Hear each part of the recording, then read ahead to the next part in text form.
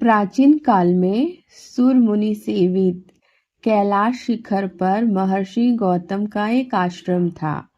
वहां एक बार पाताल लोक से जगत विजयी बाणासुर अपने कुलगुरु शुक्राचार्य तथा अपने पूर्वज भक्त शिरोमणि प्रहलाद, दानवीर बलि एवं दैत्य राज वृषपर्वा के साथ आया और महर्षि गौतम के सम्मान्य अतिथि के रूप में रहने लगा। एक दिन प्रातःकाल वर्षा पर्वा शौच स्नान आदि नित्य कर्म से निवृत्त होकर भगवान शंकर की पूजा कर रहा था।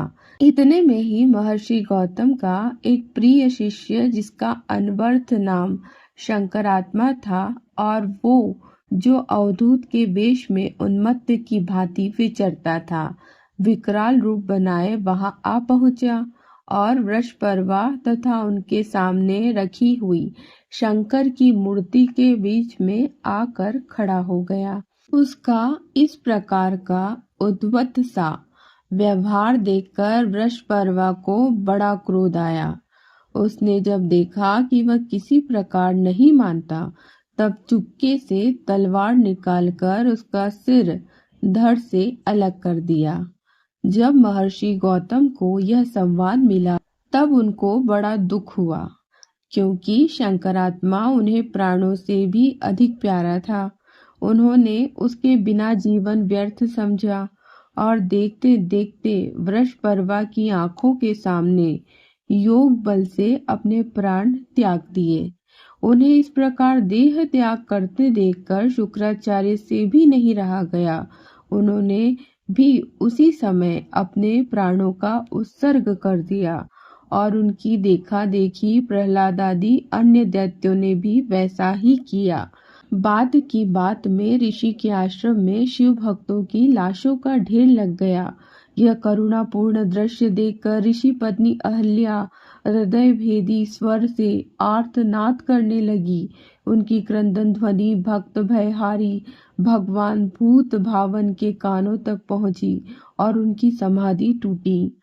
वे वायु वेग से महर्षि गौतम के आश्रम पर पहुंचे।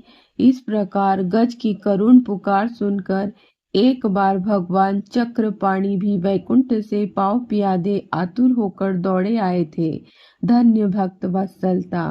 देवयोग से ब्रह्मा जी तथा विष्णु भगवान भी उस समय कैलाश में ही उपस्थित थे। उन्हें भी कौतूहलवश शंकर जी अपने साथ लिवा लाए। भगवान त्रिलोचन ने आश्रम में पहुंचकर अपनी कृपा कटाक्ष से ही सबको बात ही बात में जिला दिया। तब वे सब खड़े होकर भगवान मृत्युंजय की स्तुति करने लगे।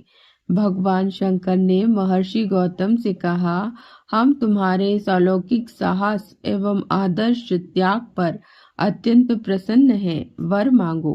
महर्षि बोले, प्रभु, आपने यहाँ पधार कर मुझे सदा के लिए कृतार्थ कर दिया। इससे बढ़कर मेरे लिए और कौन सी वस्तु प्रार्थनीय हो सकती है। मैंने आज सब कुछ पा लिया। मेरे भाग्य की आज देवता लोग भी सराहना करते हैं। यदि आप मुझ पर प्रसन्न हैं तो मेरी एक प्रार्थना स्वीकार कीजिए। मैं चाहता हूँ आज आप मेरे यहाँ प्रसाद ग्रहण करें। भगवान तो भाव के भूखे हैं। इसी भाव के वशीभूत होकर उन्होंने एक दिन श्री राम रूप में शबरी के बेर और श्री कृष्ण रूप में सुदामा के तंदुलों का भोग लगाया था। उन्होंने महर्षि की अविचल एवं निश्चल प्रीति देखकर उनका निमंत्रण तुरंत स्वीकार कर लिया और साथ ही ब्रह्मा तथा विष्णु को भी महर्षि का आतिथ्य स्वीकार करने को राजी कर लिया। जब तक इधर भोजन की तैयारी हो रही थी, तब तक शंकर विष्णु के साथ चलकर आश्रम के एक सुंदर भवन में गए और वहां एक सुकोमल सैया पर लेटकर बहुत देर तक प्रेमालाप करते रहे। इसके अनंतर वे आश्रम भूमि में स्थित एक सुरम्य तड़ाक पर जाकर वहां जल क्रीड़ा करने लगे। रंगीले भोले बाबा भगवान श्री हरि के पद्य दलायत लोचनों पर कमल किंजल मिश्रित जलांजलि फेंकने लगे। भगवान ने उनके जलांजलि प्रहार को न सह सकने के कारण अपने दोनों नेत्र मूंद लिए, इतने में ही भोले बाबा मौका पाकर तुरंत उछलकर भगवान के वृष सदृश गोल गोल सुडोल मांसल कंधों पर आरूढ़ हो गए। वृषभारोहण का तो उन्हें अभ्यास ही ठहरा। ऊपर से जोर से दबाकर उन्हें कभी तो पानी के अंदर ले जाएं और कभी ऊपर ले आवे। इस प्रकार जब उन्हें बहुत तंग किया तब विष्णु भगवान ने भी एक चाल चली। उन्होंने तुरंत शिव जी को पानी में दे मारा। शिव जी ने भी नीचे से ही भगवान की दोनों टांगे पकड़कर उन्हें गिरा दिया। इस प्रकार कुछ देर दोनों में पैंतरेबाजी और दांव पेच चलते रहे। विमान स्थित देवगण अंतरिक्ष से इस अपूर्व आनंद को लूटने लगे। धन्य है वे आंखें जिन्होंने इस अद्भुत छटा का दर्शन किया। देवयोग से नारद जी उधर आ निकले। वे इस अलौकिक दृश्य को देखकर मस्त हो गए और लगे वीणा के स्वर के साथ गाने। शंकर उनके सुमधुर संगीत को सुनकर खेल छोड़ जल से बाहर निकल आए और भीगे वस्त्र पहने ही नारद के सुर में सुर मिलाकर स्वयं राग अलापने लगे। अब तो भगवान विष्णु से भी नहीं रहा गया।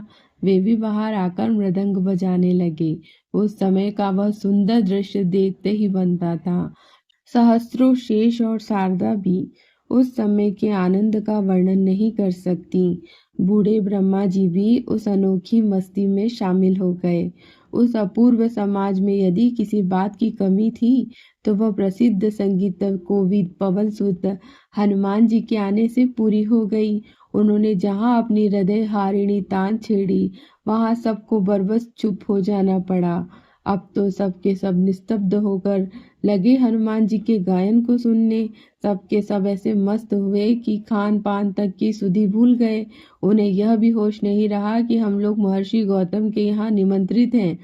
उधर जब महर्षि ने देखा कि उनका पूज्य अतिथि वर्ग स्नान करके सरोवर से नहीं लौटा और मध्याह्न बीता जा रहा है, तब वे बेचारे दौड़े आए और किसी प्रकार अनुनय विनय कर बड़ी मुश्किल से सबको अपने यहाँ लिवा लाए।